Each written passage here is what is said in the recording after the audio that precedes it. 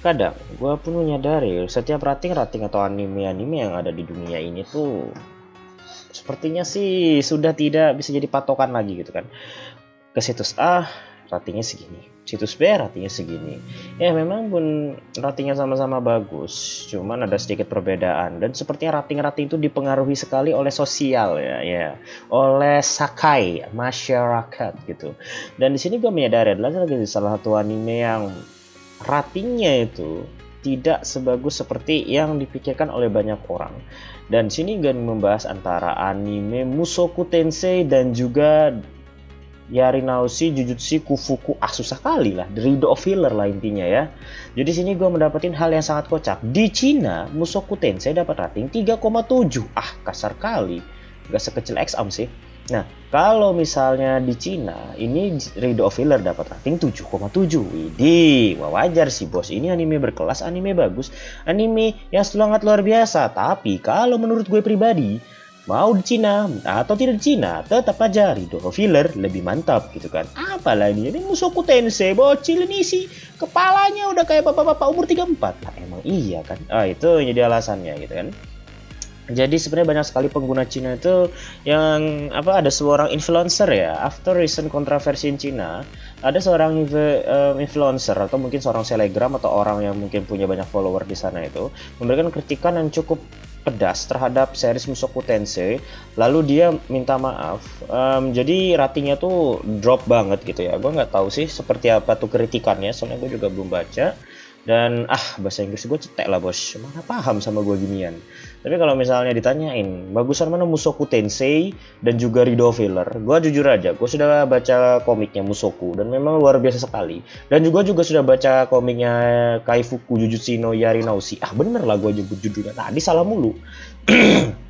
Menurut gue keduanya sama-sama bagus, tapi gue harus mengungkapkan mana yang lebih bagus ya. Gue secara pribadi lebih suka Jujutsu Kufuku no Yarinaushi. Di sini kebanyakan dramanya bos. Isekai itu isinya harusnya ya pacaran, dapat kekuatan dari langit gitu kan, waifu-waifunya cantik-cantik, pokoknya jualan waifu lah. Yang ini yang kagak ada isekai-isekainya, waifunya cantik semua, waifunya ditusbol semua. Itu baru anime berkelas. Mustahil lah anime yang kayak The Riddle of Healer ini kagak gue jadikan the best anime musim ini gitu kan.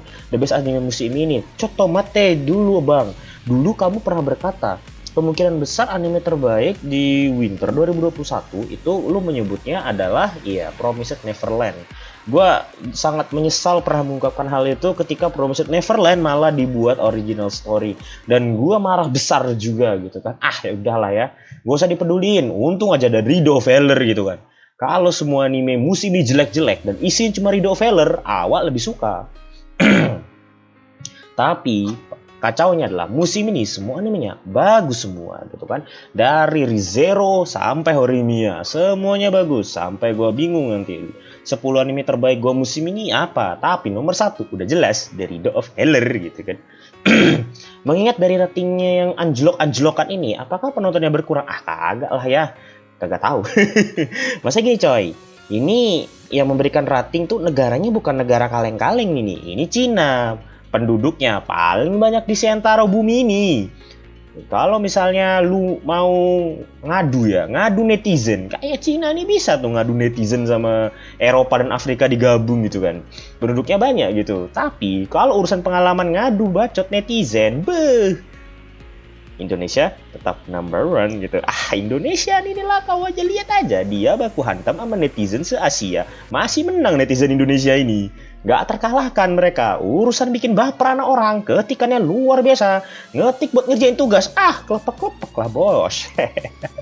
Jadi gue pun sini memahami hal yang sangat sederhana seperti ini, bahwa ini sebenarnya adalah hal yang agak gimana ya, pasar Cina itu pasaran sangat besar.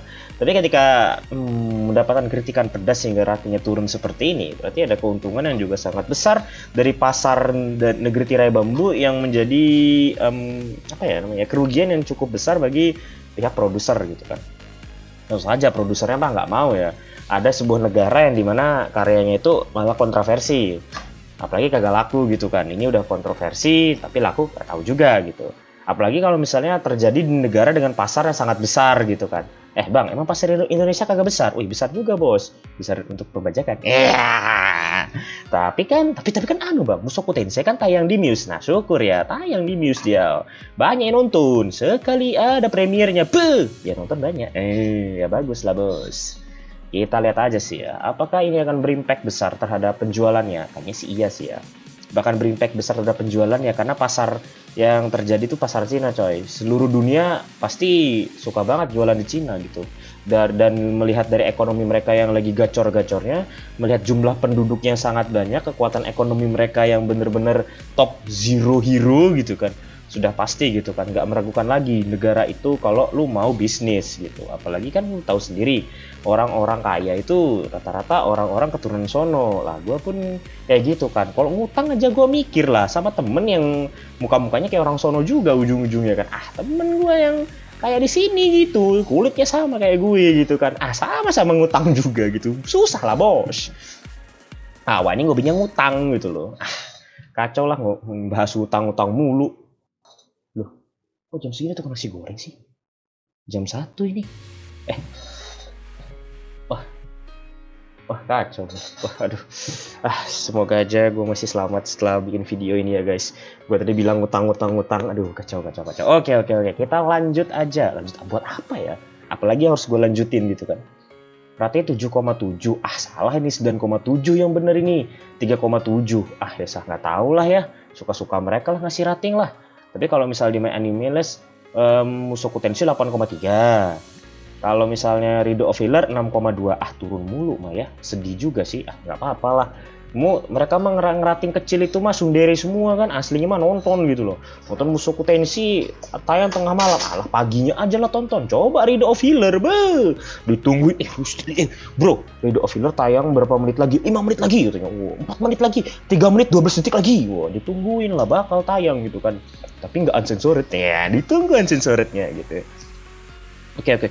Jadi cukup aja yang bisa gue sampaikan di video kali ini. Thanks for watching. I'm CRY and see you next time.